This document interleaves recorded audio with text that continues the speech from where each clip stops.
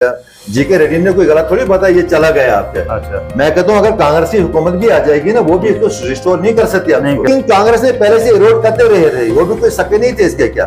लेकिन अब जो मोदी जी आए, इनके 3 एजेंडा थे कि आज में घर में अगर 4 बंदे, चारों की आपने अपनी विजन से क्या, वही लोग महबूब साहब के साथ भी बैठे होते हैं, वही लोग दिल्ली से परिया साहब से भी बात करते हैं क्या।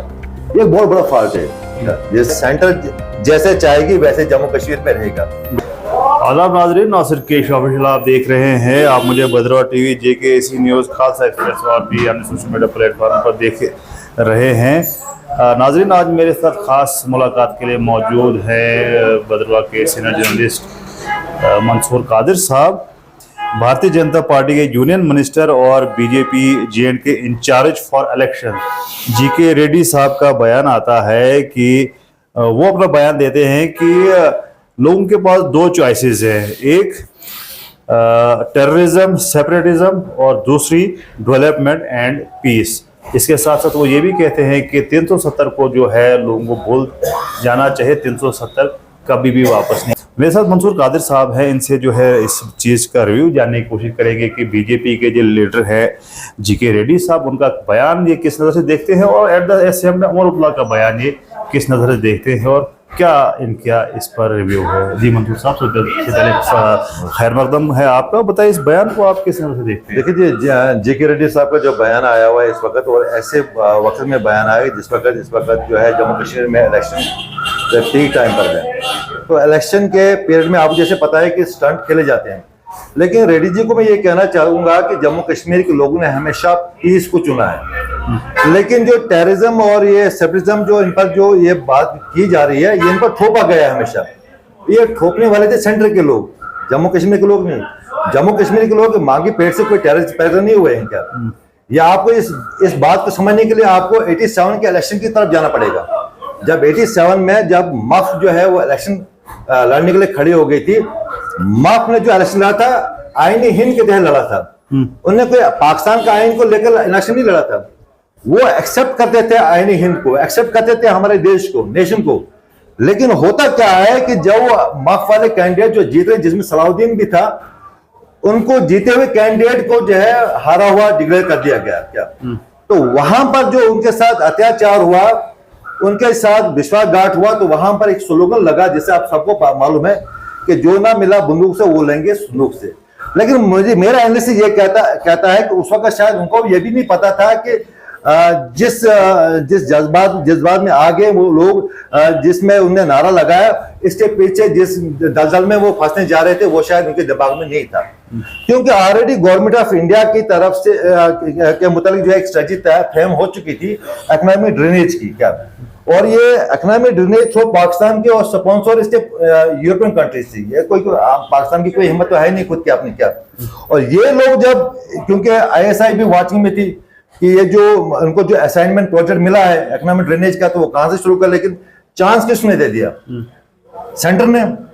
क्योंकि सेंटर ने हमेशा कोशिश की है कि यहाँ पर जो है हुकूमत को थोपी जाए लोगों की मर्जी से। अरुणा दत्त राय बहुत बड़ी राइटर्स है, उनका मैंने एक राइटर पढ़ा था, इसमें आर्टिकल पढ़ा था, उसमें साफ लिखा था जम्मू कश्मीर की मर्जी के मुताबिक जो कभी हुकूमत बनी नहीं है क्या, आज तो उन्होंने जो लिखा था। और उसके बाद जो ये थोपने की कोशिश की गई, तो उसकी जिम्मेवार जो मैं समझता हूं कि वो था टोटल सेंटर के। अभी मैं आपको रिसेंटली एक बात कहूंगा, अभी पार्लियामेंट के इलेक्शन हुए यहाँ पर, मैं समझता हूं कि वो पहला इलेक्शन जिसे हम काउंट कर सकते हैं कि वो एक फेयर इलेक्शन हुआ है। क्योंकि उस इलेक्शन में जेल में बैठा हुआ बंदा है वो जीत जाता है, वो स्टैंडिंग जो है फार्मर जो है वो जो है वो हार जाता है क्या। तो लेकिन बात आती है, इस वक्त जो लोगों को कहा जाता है कि आपको 2 चीजें चुननी है, या आपने टेररिज्म या सेपरेटिज्म को चुनना है, क्योंकि डायरेक्ट इशारा किस पर जा रहा है, फायरिंग कैसे जा रही है, वो NC पर भी जा रही है, वो PTP पर जा रही है, वो कांग्रेस पर भी जा रही है, इशारा तो वही जा रहा है क्या। तो चुना। लेकिन मैं ये कहता हूं जम्मू कश्मीर जो मैं एनालिसिस है, कश्मीर में जाइए आप, कश्मीर की उसमें उसकी थॉट में जाइए आप, कश्मीर ने हमेशा पीस का रास्ता चुना, उन पर थोपा गया है। अभी मैं आपको एक मिसाल दे दूंगा, आपको 2014 के इलेक्शन की बात की मिसाल दूंगा। यही बीजेपी की हुकूमत थी उस वक्त, सेंटर में हुकूमत इलेक्शन में आ रहे थे, तो उस वक्त नारा लगा, जम्मू कश्मीर में से भी नारा लगा, चाहे वो एनसी थी, चाहे वो पीडीपी थी, एक नारा लगा कि कॉमनल फोर्सेस को जी हमने इस जम्मू कश्मीर में कदम जमाने नहीं देना, ठीक है जी। उधर से बीजेपी की हुकूमत कह रही थी कि पीडीपी और ये टेरर ऑर्गेनाइजेशन है, ठीक है ना। अब देखो, अब लोगों के इमोशन के साथ यहां पर भी खेला जा रहा था, लोगों के इमोशन के साथ वहां पर भी खेला जा रहा था। लेकिन जब इलेक्शन हुए, इसी बीजेपी ने पीडीपी के साथ सरकार बनाई और उसी पीडीपी ने जो कह रही थी कॉमनल फोर्स को आगे नहीं आना देना है क्या, तो वो भी बीजेपी के इसमें गोल में जाके बैठ गई। तो मुद्दा मकसद ये होता है, क्योंकि ये पॉलिटिकल स्टंट चलते हैं, हर एक का यही होता है कि हम जो है, जैसे मंसूर भाई अभी ये कहा जा रहा है कि अभी तो इलेक्शन चल रहे हैं, चुनाव चल रहे हैं, लेकिन जो है ये जो है अटकलें लगाई जा रही है, अभी से अटकलें लगाई जा रही है कि सरकार जो है नेशनल कॉन्फ्रेंस और बीजेपी की बनने जा रही है। ये अटकलें लगाई, बनती क्या है क्या नहीं बनता वो तो रिजल्ट के बाद ही, लेकिन अभी से जो है ये बात चल रही है कि नेशनल कॉन्फ्रेंस और बीजेपी सरकार बनाएंगे। तो आप इस बयान को किस नजर से देखते हैं? अगर बीजेपी जो है ऐसे बयान देती है तो फिर इनको सरकार क्या बनानी चाहिए, या फिर उमर अब्दुल्ला साहब ऐसे बयान देते हैं तो क्या फिर उनको बीजेपी के साथ जाना चाहिए? 2014 में भी ऐसे हुआ था, एनसीपी तैयार थी कि हम बनाए बीजेपी के साथ जी। पावर ग्रिड हर कोई चाहता है मैं पावर में आ जाऊं और उसके बाद जो है मैं कुछ लोगों में काम भी करूं और अपना कुछ स्टेटस भी बरकरार रहे, वो उस वक्त भी था। तो कोई बड़ी बात नहीं है कि भाई अगर उसको अगर यहाँ पर जैसे जो है बीजेपी का इस वक्त जो है जोर है 35+ जम्मू रीजन से सीटें आनी चाहिए उनको, क्या वो जोर लगा हुआ है, वो लगा रहे हैं जोर, क्या अब उनकी पॉलिसीज प्रोग्रामिंग बहुत पहले से चल रही है। क्या अगर एनसी कांग्रेस आज काम कर रहे हैं, मैंने देखा है यहाँ पर 3 साल पहले यहाँ पर गांव में मीटिंगें चल रही थी बीजेपी की, क्या बीजेपी कार्यकर्ता चल रहे थे, क्या उनका वो टारगेट जो है पूरा करना है। लेकिन अगर बीजेपी की जरूरत पड़ेगी वो वेलकम करेंगे एनसी को भी, क्या और एनसी भी वेलकम करेगी उनको, क्या तो हुकूमत तो बनानी उन्हें, क्या उन्हें अपना चलाना है।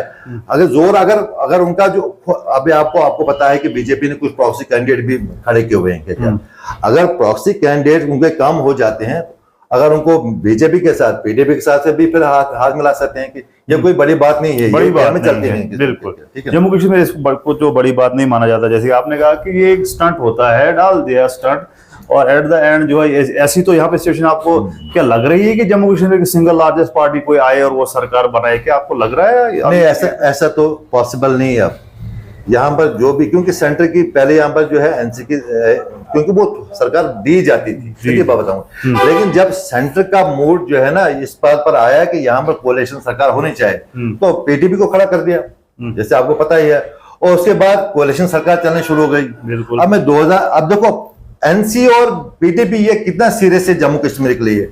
अगर इस तरफ हम देखेंगे 2014 का इलेक्शन था, ये दो मिलकर हुकूमत भी बना सकते थे, लेकिन नहीं बनाई ना, क्या पीडीपी ने कहा चलो जी मैं सेंटर के साथ रहना चाहते हैं, ये कहा जाता है जम्मू कश्मीर जो कि सेंटर में जो भी सरकार रहती है उसका हिस्सा हर कोई बनना चाहता है।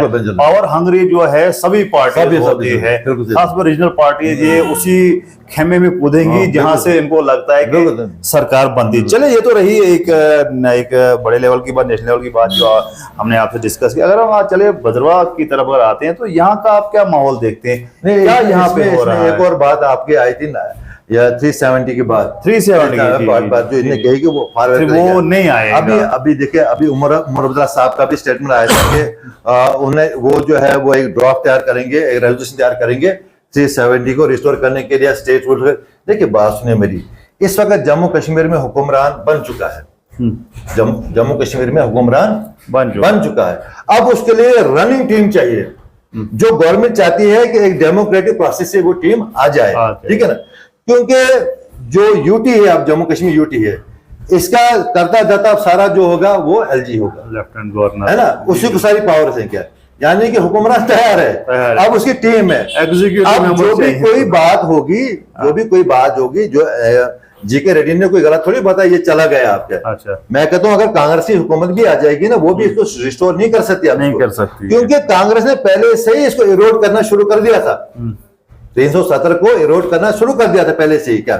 और लेकिन जब मोदी जी की हुकूमत बन गई तो उन्हें एक काम कर दिया कि ये तो कागज ही रह गया है, फाड़ी दो कागज को। क्योंकि 3 एजेंडे थे मोदी जी की हुकूमत के, क्या एक तो 370 हटा देंगे, क्या अब 370 था क्या हकीकत में, क्या ये काफी सारे लोग जो बाहर के हमारे लोग जो है, हमारे देश के लोग जो है, उनमें से ये बात नहीं 370 कोई ऐसा बॉन्डेज नहीं थी कि this is not a part of India. क्या 370 जो यहाँ का महाराजा था जिसने ये इसको पूरे स्टेट को, इस पूरे एरिया को खरीदा था अंग्रेजों से, लोगों के समेत, पूरे हर चीज समेत। जब ये अकॉर्ड गवर्नमेंट ऑफ इंडिया के साथ हुआ तो उस वक्त जो कुछ सभाएं थी जम्मू में और कश्मीर में, उस वक्त उनको ये लगा कि उर्दू नहीं, ज्यादा लोग यहाँ थे और पंजाब में भी थे, उनको ये लगा कहीं हमारी जॉब इनसिक्योर ना हो जाए। तो महाराजा से उन्हें जब डिस्कस किया तो महाराजा ने ये एक 370 का एक प्रपोजल लेकर सेंटर के पास गए, तो कुछ बॉन्डेजें रखी है उस पर। क्या तो यही इसके और कोई हकीकत नहीं थी। और उसके सेहत भी था। महाराजा ने ये कहा था कि डोगरा स्टंप थी ये, कि मेरे जो लोग हैं वो शाही अंदाज में ही जिए, क्या उनको स्पेशल स्टेटस हमेशा चलता रहे। अब लेकिन कांग्रेस ने पहले से इरोड करते रहे, वो भी कोई शक नहीं थे इसके। क्या लेकिन अब जो मोदी जी आए, इनके 3 एजेंडा था कि एक था कि भाई 370 को इरोड करेंगे हम, ठीक है ना। नंबर 2 इनका था कि अयोध्या का मंदिर का मसला जो हल कर देंगे हम, ये दोनों कर दिया। अब तीसरा इनका एक और था, पाक ऑक्युपाइड को यहाँ मिलाएंगे, लेकिन वहां पर कोई यू टर्न अभी तक नहीं हुआ। दो एजेंडे पूरा हो गया क्या बीजेपी। तो ये जो अब ये 370 का तो जो इन्हें जो कहा, तो अब 2 मिनट के लिए जो है उमर अब्दुल्ला साहब तैयार करेंगे ड्राफ्ट, या जितने भी वो नीचे बैठकर होंगे, जाना किसके पास है, वो तो पहले एलजी के पास जाएगा, एलजी के पास जाए तो प्रपोजल वहां अप्रूवल हो जाएगा। तो वो तो पॉसिबल ही नहीं होगा, कुछ कभी होने वाला नहीं है। क्या तो अब इनको चाहिए था इन जैसे, जो आज सोशल मीडिया है, आज सब नंगा है, सब ओपन है चीज यार।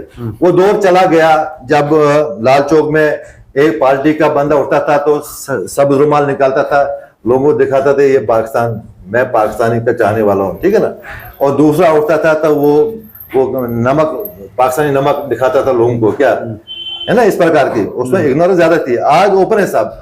बल्कि उमर अब्दुल्ला साहब को चाहे था एक सॉलिड जो है वो पैकेज लेकर, डेवलपमेंट पैकेज लेकर लोगों के सामने आ जाए। नहीं, क्योंकि काबिल तरीन शख्सियत है, वो भी बाहर पढ़कर आए हैं, तो वो लेकर बजाय ये लेकर जो होने वाला है नहीं, वो होने वाला है नहीं। तो लोगों को बेवकूफ बनाने वाली बात, वही तो बात, लोग कहाँ बनेंगे बेवकूफ, बिल्कुल, ठीक है ना। चलिए, ये तो बिल्कुल जो स्पष्ट है और जो है लॉजिकल बात आपने कही। अगर हम जब चले अपने इलाके की तरफ आते हैं तो यहाँ पर भी कुछ हमें देखने को मिल रहा है, अलग अलग जो है बातें की जा रही हैं, इलेक्शन का माहौल है, बीजेपी अपने तरीके से बात कर रही है, नेशनल कॉन्फ्रेंस अपने तरीके, कांग्रेस अपने तरीके से बात कर रही है। तो बदलवा की इस सिचुएशन को, इस सियासत को आप किस नजर से देखते हैं? देखिए, इस वक्त कुछ देर पहले जो यहाँ पर जो बॉल जो थी ना, पॉलिटिकल गेम जो बॉल थी, वो एनसी के हाथ में दाएं बाएं नजर आ रही थी, घूम रही थी बॉल, क्या ठीक है ना।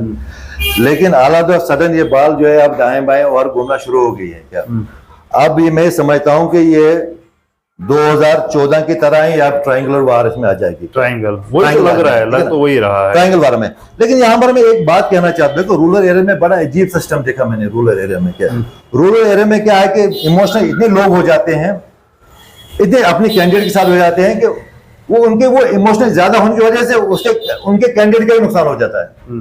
मैंने जो देखा, क्या कैंडिडेट का नुकसान हो जाता है। क्या तो ये कुछ दिन होते हैं, 8 या 10 दिन है, इसको एज ए एंजॉय लेना चाहिए। क्या ठीक है ना, एंजॉय करना चाहिए इसको। क्या इसको एज ए फेस्टिवल लेना चाहिए। क्या ठीक है ना, इसको ये मेरी तेरी जंग नहीं, घरों में जंग नहीं बनाई। देखो, एक वक्त था यहाँ पर इलेक्शन में जब होते थे तो महल्ले का कोई बड़ा होता था, मान है कि बड़ा होता था, फलान 100 बस अच्छो कश्मीर में बोलता है बड़ा आदमी, तो पॉलिटिकल लीडर आता था, वहां एक मीटिंग करता था, हो गया था। वो महल्ले वाले को बोलता था भाई वोट इसको जाएगा, इसको जाएगा। लेकिन वो जो बुजुर्ग था ना, वो सारी जिंदगी पूरी वो मेहनत करता रहता था उस लेवल की। क्या फिर जाके लोग उसकी सुनते थे। लेकिन आज की डेट की बात यह है कि आज में घर में अगर 4 बंदे, चारों के अपने अपने विजन से, क्या ठीक है ना, चारों लोग अपने अपने एंगल से एफिलिएटेड हैं पॉलिटिकल पार्टी से। आप एनफोर्स नहीं कर सकते किसी को, भाई भाई को एनफोर्स नहीं कर पा रहा है आज घर में, ठीक है ना। लेकिन अब ऐसी स्थिति में क्या है कि सबसे बड़ी चीज यह है कि जो भी कैंडिडेट है, क्या अब उसकी जो पावर है, जो बिल पावर है, जो मैन पावर है, जो इंटेलेक्चुअल उसकी पावर है, जो उसकी क्या बोलते हैं उसका इखलाकियात है, अब वो किसको कितना खेल सकता है, उसमें कितना सक्सेसफुल हो सकता है, तो वो उसके लिए बहुत बड़ा फायदेमंद है। अभी आप मुझे बताइए कि आप जो है बदरवा में, जैसे आपने कहा 2014 का एपिसोड जो है मुझे लग रहा है सेम रिपीट होने वाला है। अभी जीत किसको मिलेगी नहीं मिलेगी वो अलग बात है, 2014 में भी यहाँ पर जो है एक तो बीजेपी थी, एक कांग्रेस थी और तब की पीडीपी, जिसको हम आज एनसी बोल सकते हैं। तो आपके हिसाब से कौन सा फ्रंट रनर चल रहा है भद्रवाह में, जो पब्लिक आपको आप जो है देख रहे हैं, पब्लिक की राय जानने की कोशिश कर रहे हैं, तो क्या लगता है आपको कौन यहाँ पे स्ट्रॉन्ग कैंडिडेट अभी चल रहा है? देखिए, इन जगहों पर क्या हो जाता है, मैंने आपको रूरल एरियाज की बात कर रहा हूँ क्या, तो यहाँ पर लोग खुलकर सामने नहीं आते हैं हर जगह पर, ठीक है ना, लोग खुलकर सामने नहीं आते हैं।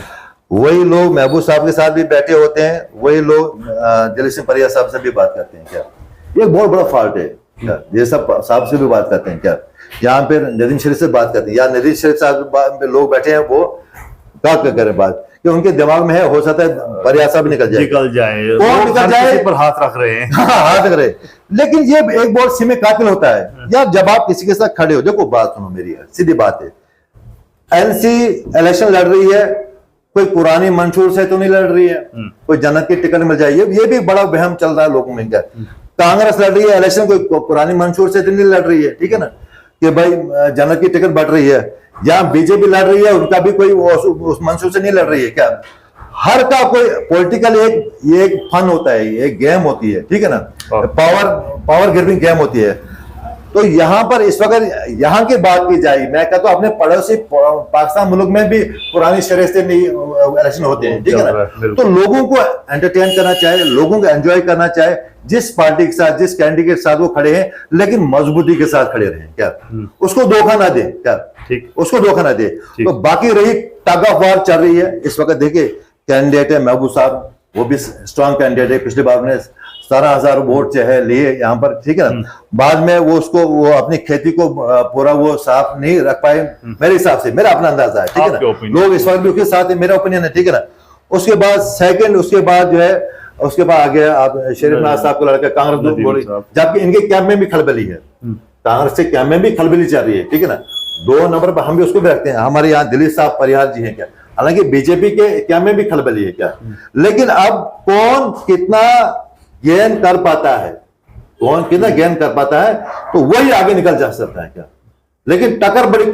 अब उसके बाद देखिए, अब और भी कैंडिडेट हमारे पास है क्या, माजिद मलिक साहब कैंडिडेट उभर कर आए हैं क्या, वो भी एक बड़ी फास्ट तेजी से उभर कर, उसके साथ भी जो अगर हम वहां कल देखेंगे, जब नॉमिनेशन फॉर्म बना था उस वक्त भी अच्छा क्राउड था, अच्छा क्राउड साथ भी था, मिला था। तो और उधर कुछ और कैंडिडेट भी उठे हैं, जो कहीं ना कहीं जो है कुछ वोट में जो है वो थोड़ी सी कमी हो सकती है, पार्टियों में वोट में कमी हो सकती है, लेकिन अब सारी गेम एक तो बनती है, जो कंटेस्टेड कैंडिडेट हैं, एक तो उनकी बनती है, वो किस प्रकार से लोगों को मोटिवेट कर, जो नंबर 2 उसके साथ जो साथी हैं, ये बड़ा अजीब देखा है मैंने बुधरा में, बहुत सारे कैंडिडेट के साथी ऐसे आते जिनकी वजह से बहुत सारे लोग उनके करीब जाते नहीं, वो अनसेफ खुद को महसूस करते हैं, वो समझ हम जाए तो पता नहीं क्या होगा, तो ऐसे कैंडिडेट में, चाहे फिर वो हमारे दिलीप सिंह परिहार जी हैं, चाहे महबूब साहब हैं, चाहे सिर्फ माजिद जी हैं, चाहे नदीम शरीफ जी हैं, चाहे बाकी लोग, मैं कहता हूँ कि इनको थोड़ा सा भी आपने चेक करना चाहिए,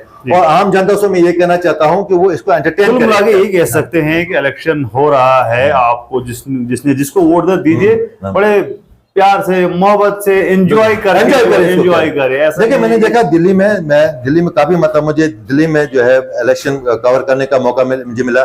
दिल्ली में क्या है कि 10 बजे के बाद बाहर स्टॉल लगते हैं क्या, स्टॉल में वहां पर मशीनें, चाय की काफी लगती है, चेयर लगी रहती है, लोग आते रहते हैं, बैठते रहते हैं, हर फील्ड के लोग आते रहते हैं क्या, राह में चलना, वो भी वहाँ हेल्दी डिस्कस चलती है। तो मैनिफेस्टो अपना जो पार्टी का होता है, या फिर उसके, देखो इस वक्त मैं कहता हूँ जितने भी ये कैंडिडेट इस वक्त है, सबसे बड़ी प्रॉब्लम जो इस वक्त है वो एम्प्लॉयमेंट की है, कोई एजेंडा किसी के पास है ही नहीं। और इस वक्त मैं कहता हूँ दिलीप सिंह परिहार जी, चाहे महबूब साहब है हमारे, चाहे अब माजिद जी हैं, चाहे नदीम शरीफ हैं, इन चारों को उठना चाहिए, एक नारा लगाना चाहिए कि ये जो ये बुधवा कॉन्स्टिट्यूंसी है, इसको इसमें पहाड़ी स्टेटस मिलना चाहिए। देखो, क्योंकि दिन ब दिन जो है बड़ी कॉम्प्लिकेशन हो रही है क्या, और हमारे बच्चे जो पढ़े लिखे बच्चे हैं, उनको बड़ा कंपटीशन करना पड़ रहा है क्या, अगर वो 600-700 नंबर पर जा रहा है, उधर से 450 वाला जा रहा है क्या, अगर राजौरी पुंछ वालों ने पहाड़ी स्टेटस लिया तो यहाँ के लोग नहीं ले सकते, आपके पहाड़ी एरिया है ये बुधरा क्या, ये एक इनको मिलकर क्या, ये नहीं मैं कहता हूँ क्या, अप्रोच करनी पड़ेगी, इनको लोगों को भी मिलकर अप्रोच करनी पड़ेगी, ज्वाइंट अप्रोच, ताकि हमारे बच्चों का जो फ्यूचर जो है वो सेव रहेगा, ठीक है ना। तो अदरवाइज बाकी रही बात फिर ये सेंटर की मैं दौरान चाह दूंगा जी के रेडी का भी कि भाई सेंटर जैसे चाहेगी वैसे जम्मू कश्मीर में रहेगा, बिल्कुल, क्योंकि आर्टिकल 370 के इरोड के बाद उसके बाद कश्मीर के हालात आज देखेंगे किस प्रकार से पीसफुल चल, अगर वो चाहेंगे पीसफुली रहेंगे, वो चाहेंगे वो डिस्टर्ब कर सकते हैं क्या। अगर फ्री इलेक्शन कराएंगे जैसे पार्लियामेंट का भी इलेक्शन हुआ तो लोग भी खुश रहेंगे, लोगों की भी जो है भावनाओं का भी कदर करनी पड़ेगी। तो लोग तो चाहते हैं पीस, गवर्नमेंट चाहते हैं क्या, हर कोई चाहता है, लोग तो पीस एंड डेवलपमेंट ही हर कोई चाहता है, हर कोई चाहता है, तो लोग इनको ठीक है ना। ठीक है, चलिए, तो बहुत एक इंफॉर्मेटिव आपसे जानकारी भी मिली और हमारे व्यूवर्स को भी जो है बहुत कुछ इन चीज़ों से पता चला होगा कि क्या सिचुएशन है, चाहे नेशनल लेवल की बात करें या फिर लोकल लेवल की बात करें। तो ये थे मंसूर कादिर साहब जिनसे हमने बात की और कुछ इंपॉर्टेंट पॉइंट्स हमने आज डिस्कस किए। उम्मीद है कि आप लोगों को जो है बहुत पसंद आया होगा। तो हम इसी तरह से आपके पास जो है अलग अलग शख्सियात को रूबरू करवाते रहे और आगे भी करवाते रहेंगे। और ज़्यादा न्यूज़ और अपडेट्स के लिए आप देखते रहे नासिर केश ऑफिशियल। शुक्रिया, खुदा हाफिज़।